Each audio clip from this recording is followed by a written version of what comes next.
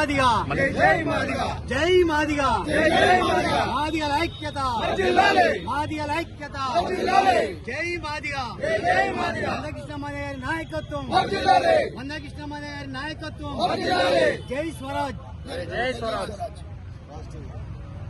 స్వరాజ్ టీవీకి సామాజిక ఉద్యమ నమస్కారం తెలియజేస్తూ ఈరోజు మాదిగ జాతికి అనగాన్న కులాలకు ఒక పండుగ రోజు.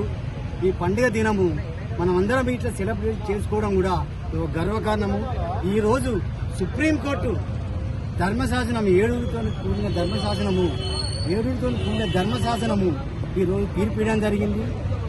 ఏబీసీ వర్గీకరణ ఆ రాష్ట్రాలకు వారి జనాభా నిష్పత్తి ప్రకారము ఆ రాష్ట్రాలు చేసుకోవచ్చని ఈరోజు తీర్పు ఇవ్వడం జరిగింది. ఈ యొక్క వర్గీకరణ కోసం గత 30 సంవత్సరాల గాంచేలి అరుపేరియని పోరాటం చేస్తూ ఎంతో మంది కార్యకర్తలు నాయకులు ప్రాణాలు కూడా త్యాగం చేసిండ్రు. నిజంగా చెప్పాలంటే వారి ప్రాణ త్యాగాలే ఈ రోజు పునాదిగా ఇలా వర్గీకరణ మరి సాధించుకోవడం జరిగింది.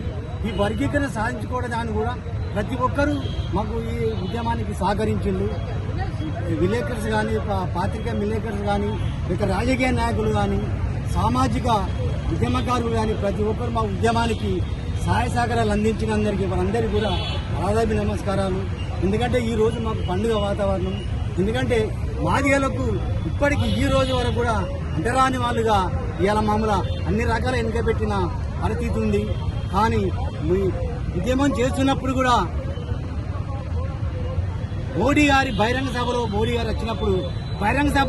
వచ్చినప్పుడు అప్పుడు ఒక గొప్ప విషయం మాకు ఏంటంటే మాకు నమ్మకం జరిగింది ఏంటంటే మోడీ గారు కృష్ణ మాదిగను చూస్తూ కృష్ణ నేను మీ వెంట ఉన్నా, నేను మీ యొక్క ఉద్యమాన్ని నేను చూసిన కృష్ణ మీద చోటు బాయ్ అని చెప్పి ఇవాళ వెన్నంటి తట్టి